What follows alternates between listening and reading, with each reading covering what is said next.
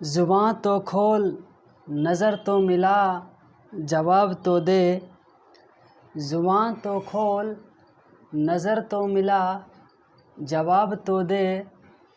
मैं कितनी बार लुटा हूँ मुझे हिसाब तो दे। तो जय हिंद।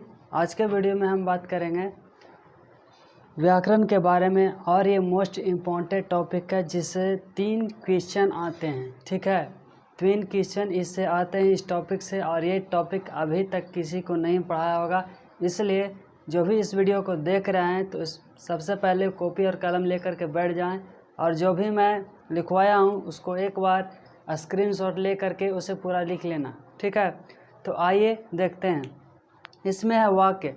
वाक्य हम लोग मतलब कि चौथे पाँचवीं कक्षा में पढ़ते थे हम लोग कि जो भी शब्दों का समूह होता है उसे हम वाक्य कहते हैं। लेकिन यही डेफिनेशन आगे चलकर थोड़ा सा गलती हो जाती है। पूरी गलती नहीं होती लेकिन थोड़ी सी गलती हो जाती है। गलती यहाँ पर ये होती है कि शब्दों के समूह को बोल रहा है। अगर हम बोल दिए कि राम आम खाता, ठीक है, ये तीनों हम बोल दिए, ये तीनों शब्दों का समूह हो गया।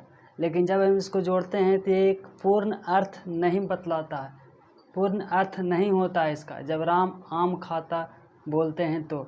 लेकिन वही अगर उसमें है जोड़ दिए तो राम आम खाता मतलब कि अब ये एक पूर्ण सेंटेंस हुआ। तो ऐसे सेंटेंस को यानी इसको हम बोलेंगे वाक्य। तो आइए देखते हैं। तो मेरा पहला डेफिनेशन कहता है कि शब्दों के समूह को वाक्य कहते हैं। ठीक है, लेकिन सेकंड में देखो कि पदों का वैसा समूह जो पूर्णभाव को स्पष्ट करे उसे वाक्य कहते हैं। कहने का मतलब है कि एक ऐसा सेंटेंस होना चाहिए जिसका अर्थ पूरी तरह से निकले, अनर्थ ना हो। ठीक है, तीसरा डेफिनेशन ये कहता है कि यानी जिसके सुनने से कहने वाले का अभिप्राय समझ में आ जाए उसे वाक्य कहते हैं। मतलब कि अगर हम कुछ बोल रहे हैं और अगर जो हम बोल रहे हैं अगर सुनने वाले को यानी जो मुझे सुन रहा है उस सुनने वाले को अगर ये अर्थ समझ में आ जाता है तो उसे हम बोल रहे हैं कि नहीं ये वाक्य है। ठीक है, तो ये 3 डेफिनेशन है, और तीनों में जो सेकंड वाला है ये वाला, ये इसको याद कर लेना। ठीक है, बाकी तुम्हारी इच्छा। तो आइए आगे देखते हैं एग्जाम्पल में कि आखिर एग्जाम्पल में कहता क्या है। तो एग्जाम्पल में देखो है कि तुम क्या कर रहे हो, है ना। कोई क्वेश्चन किया कि तुम क्या कर रहे हो, है ना। तो यहाँ पर बोला कि मैं पढ़ रहा हूँ, मतलब वो जवाब दिया कि मैं पढ़ रहा हूँ। यानी कि यहाँ पर देखो जवाब यहाँ पर 2 तरह से दिया गया। एक जवाब दिया गया पूरी सेंटेंस में, और एक जवाब दिया गया सिर्फ एक चीज़ में, मतलब एक शब्द में दिया गया। ये तो पूरा सेंटेंस में हो गया। जैसे तुम क्या कर रहे हो तो बोलेगा पढ़ है। ये तो नहीं बोलेगा कि मैं पढ़ है, बोलेगा पूरा कि मैं पढ़ रहा हूँ। लेकिन वही जब बोलेगा कि तुमने क्या खाया तो बोलेगा कि मैंने, है ना, तुमने खाना खाया तो बोला कि हाँ, है ना। हाँ या ना में जवाब देंगे। तो इसमें 2 तरह से बातें होगी। एक तो हाँ या ना में जवाब दोगे, और दूसरी बात जो होगी कि वो तुमको पूरा सेंटेंस में जवाब देना होगा। ठीक है, तो यहाँ तक तुम्हारी खत्म होती है। वाक्य समझ में आ गया, यहाँ तक किसी को कोई दिक्कत नहीं होनी चाहिए। ठीक है, अब आगे देखते हैं कि वाक्य के कितने भेद होते हैं। तो वाक्य के भेद होते हैं रचना के आधार पर 3 प्रकार के होते हैं। पहला जो वाक्य है वो सरल वाक्य है, वहाँ पर तुमको चमकता हुआ दिखाई दे रहा होगा। दूसरा जो वाक्य है वह है मिश्र वाक्य, और तीसरा जो वाक्य है वो है ये संयुक्त वाक्य। तो पहला में जो देखेंगे, है ना, कि सरल वाक्य क्या। सरल का मतलब होता है आसान। ठीक है, सरल माने क्या होता है, आसान वाक्य। सरल वाक्य, मिश्र वाक्य और संयुक्त वाक्य। ठीक है, तो सरल का मतलब ही होता है आसान, उसमें कोई कॉम्प्लिकेटेड नहीं होगा, कोई दूसरा चीज़ नहीं आएगा। इसमें डेफिनेशन यह कहता है कि इसमें सिर्फ एक उद्देश्य होना चाहिए, नहीं एक मकसद होना चाहिए कि आखिर जो भी वो बंदा काम कर रहा है तो कुछ ना कोई खास काम होगा। ठीक है, जिस एग्जाम्पल में हम पहला में लिए हैं संयुक्त वाक्य से कहते हैं तो जिस वाक्य में केवल एक उद्देश्य हो, यानी एक कोई ना कोई खास काम के लिए वो किया गया हो, तो उसे हम सरल वाक्य कहते हैं। जिससे घोड़ा तांगा खींचता है, ठीक है, तो घोड़े का एक ही मकसद है, क्या, तांगा खींचना। यहाँ पर एक ही मकसद बतला रहा है कि घोड़ा का काम क्या है, तो तांगा को खींचना। ठीक है, तो यहाँ पर एक उद्देश्य हमको नज़र आ रहा है। सेकंड में है कि माता पिता पार्क में बैठे हैं, तो वो कहाँ पर बैठे हैं, एक ख़ास जगह पर बैठे हैं, कहाँ, तो पार्क में। ठीक है, तो ये पार्क जो हो गया ना, तो ये ऐसा इस सेंटेंस को हम बोलेंगे सरल वाक्य, ठीक है। और एक सेंटेंस है, एक गाना है, तुझ में रब दिखता है यारा मैं क्या करूं। तो तुझ में रब दिखता, तो रब किस में दिखता, तो रब दिख रहा है, रब मतलब भगवान दिख रहा है, ठीक है। तो यहाँ पर जो हो जाएगा ना ये रब, ये पूरा सेंटेंस वो हो जाएगा सरल वाक्य के अंतर्गत आ जाएगा। आइए अब हम अगला टॉपिक में हम बात करेंगे।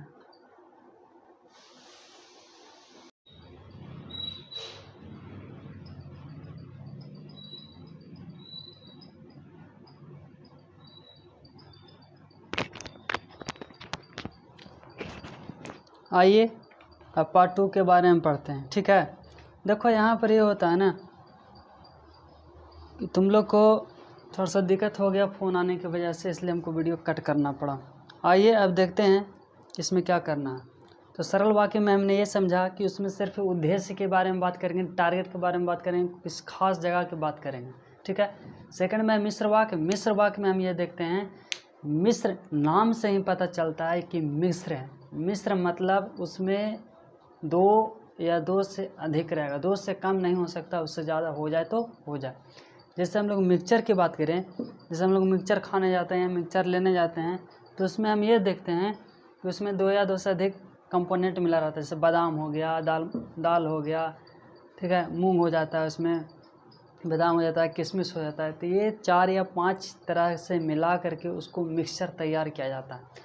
तो उसी प्रकार से यहाँ पर भी है, मिश्र वाक्य में एक वाक्य नहीं होगा, दो वाक्य नहीं, उससे अधिक होगा, ठीक है। तो वो कौन कौन से है आइए इस वीडियो में हम देखते हैं। और हाँ ठीक, मिश्र वाक्य, जिस वाक्य में केवल एक सरल वाक्य हो और इसके आश्रित उपवाक्य हो तो मिश्र वाक्य कहलाता है। एगो सरल वाक्य होगा और एगो आश्रित उपवाक्य होगा, ठीक है। ये देखो, मैं देखता हूँ कि तुम मेहनत नहीं करते हो, ठीक है। यहाँ पर की जो होगा ना, जब की को लगा दिया हम यहाँ पर ही, तो यहाँ पर अर्थ पूर्ण हो जा रहा है। लेकिन यही अगर यहाँ पर हम और कर देते हैं, और कर दिए कि मैं देखता हूँ और तुम मेहनत नहीं करते हो, ये अर्थपूर्ण शब्द नहीं है, ठीक है। ये अर्थ को पूरी, ये जो सब वाक्य है इस वाक्य को पूरी तरह से अर्थ नहीं बतला रहा है, ठीक है। लेकिन जब यहाँ पर हम की करते हैं तो यहाँ पर ये जो वाक्य है वो अर्थपूर्ण हो जाता है, यानी कि इस वाक्य को पूरी तरह से बतलाता है, ये समझ में आता है, ठीक है। दूसरा में देखें, सूरज उगा, सूरज उगा की, अब एरा में की डालेंगे तब क्या होगा, जब इसमें की हम डालेंगे तो क्या होगा। तो देखो बात ये है ना कि अगर ऊपर वाला में की डाले सोच के कि छोटकों में की डालें, तो ऐसा नहीं है। यहाँ पर तुमको दिमाग का यूज़ करना पड़ेगा, मतलब इस तरह से बोलना है कि मुझे भी समझ में आए और सुनने वाले को भी समझ में आए। अगर यहाँ पर हम की करते हैं तो ये अर्थपूर्ण नहीं होता, यानी कि ये मीनिंगलेस है ना, अर्थहीन है। ये सूरज उगा कि अंधेरा भागा, ऐसा थोड़ी होता है। सूरज उगने के बाद ही अंधेरा भागता है, ठीक है। तो यहाँ पर हो जाएगा सूरज उगा और अंधेरा भागा, तो यहाँ पर और जो हो जाएगा वो बढ़िया हो जाएगा, ठीक है। अब एक मीनिंग है, गाना है, और ये गाना बहुत ही ज़्यादा फेमस हुआ है, ठीक है। सोचती हूँ कि वो कितने मासूम थे, है ना, या सोचता हूँ कि वो कितने मासूम थे। तो यहाँ पर सोचती हूँ लिखी हूँ, तो इसके हिसाब से यहाँ पर क्या होगा, कि होगा या और होगा। अगर हम और लगाते हैं तो और लगाते हैं तो देखो सेंटेंस क्या पूर्ण ये अर्थ बतला रहा है, सोचती हूँ और वो कितने मासूम थे, अच्छा लग रहा है, इसका अर्थ निकल रहा है, नहीं निकल रहा है, इसलिए यहाँ पर क्या होगा, यहाँ पर की ही होगा। जाहिर सी बात है तुम लोग को समझ में आ गया होगा और याद भी हो गया होगा। सरल वाक्य में उद्देश्य की बातें करेंगे, मिश्र वाक्य में एगो सरल वाक्य होगा और एगो आश्रित उपवाक्य होगा, और तीसरा में संयुक्त वाक्य। अब ये क्या होता है, तो ये जो है ना तीनों के मिला करके जो तैयार हुआ आंकड़ा उसको बोलेंगे संयुक्त वाक्य। जैसे हमको खिचड़ी बनाना है तो खिचड़ी में खाली चावल से तो खिचड़ी बनेगा नहीं, चावल डालते हैं, पानी डालते हैं, दाल डालते हैं, हल्दी डालते हैं, आलू डालते हैं, और भी मटेरियल डालते हैं स्वादिष्ट लगने के लिए, धनिया पत्ता डालते हैं, यानी जितना ज़्यादा डालते हैं उतना ही ज़्यादा है ना, स्वादिष्ट बनता है। तो उसी प्रकार संयुक्त वाक्य में है कि संयुक्त वाक्य में हम लोग जो है जितना मतलब उसमें डालेंगे वो उतना ही अच्छा होगा। ठीक है, आइए देखते हैं। जिस वाक्य में दो सरल या मिश्र वाक्य परस्पर किसी अवयव से संयुक्त हो तो संयुक्त वाक्य कहलाता है। यानी कि इसमें दो गो सरल वाक्य होगा, दो गो सरल वाक्य, और ठीक है, या तो फिर मिश्र वाक्य होगा और वो संयुक्त होगा किसी अवयव के साथ। जब वो मिल जाएगा तो उसे बोलेंगे हम लोग संयुक्त वाक्य। और हाँ, सबसे पहले तुम लोग इसको स्क्रीनशॉट ले लेना पूरी तरह से, ताकि तुम लोग कॉपी पर लिख सको, क्योंकि आज तक मैंने अभी पढ़ाया नहीं है। ठीक है, यहाँ पर देखो संयुक्त वाक्य कहलाता है। तो संयुक्त में समझ गया, दो गो सरल वाक्य या उपवाक्य और एक अवयव बीच में रहेगा ताकि उन दोनों को जोड़ने का काम करे, तो उसे हम बोलते हैं संयुक्त वाक्य। आइए एग्जाम्पल से समझते हैं। एग्जाम्पल में हम देखते हैं,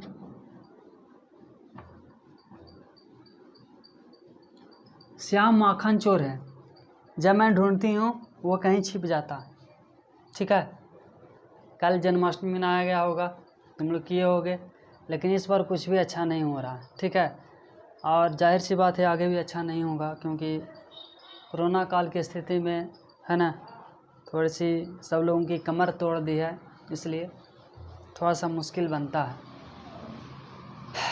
तो आइए देखते हैं यहाँ पर ही क्या है कि वो माखन चोर है। अगर हम यहाँ पर की लगाएं, ठीक है, वह माखन चोर है कि जब मैं उसे ढूंढती हूँ वो छिप जाता है। जब की हम लगाते हैं तो ये सेंटेंस को पूर्ण अर्थ नहीं दे पाता है। ठीक है, ये पूर्ण अर्थ नहीं दे पाता है।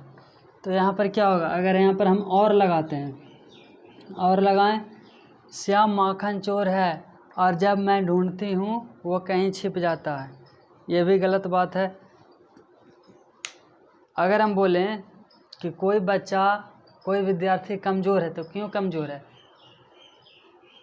वो पढ़ता नहीं है इसलिए वो कमज़ोर है। वो पढ़ता नहीं है इसलिए वो कमज़ोर है। श्याम माखन चोर है इसलिए जब मैं उसे ढूंढती हूँ तो वो कहीं छिप जाता है। यानी इसलिए जो ये उपवाक्य, ये जो अवयव हुआ, इसलिए ये बेहतर है। यानी ये जो हम लगाते हैं, इस अवयव को जब हम लगाते हैं तो अर्थ मेरा पूर्ण बनता है।